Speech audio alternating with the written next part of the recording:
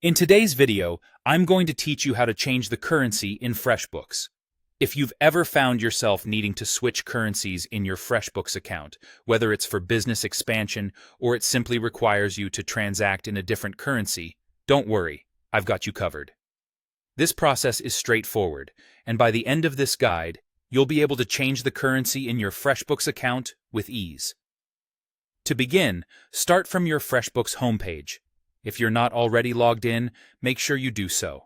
Once on the homepage, go ahead and direct your attention to the bottom left corner of the screen. You'll see a section labeled Settings. Click on that to proceed. Upon clicking Settings, you'll find yourself presented with various options related to how your Freshbooks account is configured. Specifically, we want to look for the Tax and Financial Information section. This is where you can change and update your tax settings, financials, and yes, currency preferences as well. Give that option a click. Now, you should be in the financial settings of your account. Here, you'll notice your current currency is displayed. It's important to choose the correct one, since it affects all transactions and financial records in your Freshbooks account. Click on the Currency field, and a list of available currencies will appear. Take your time to scroll through the options and select the currency you wish to change to. There's quite a few to choose from, so make sure you select the one you need for your business or personal transactions.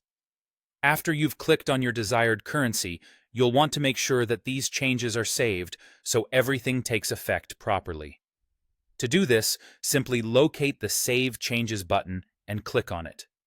You don't want to lose your changes by navigating away too early, so this step is crucial. And there you have it.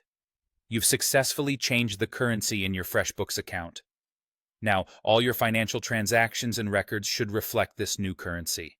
It's always a good idea to double-check a few records and invoices to make sure everything is updated correctly.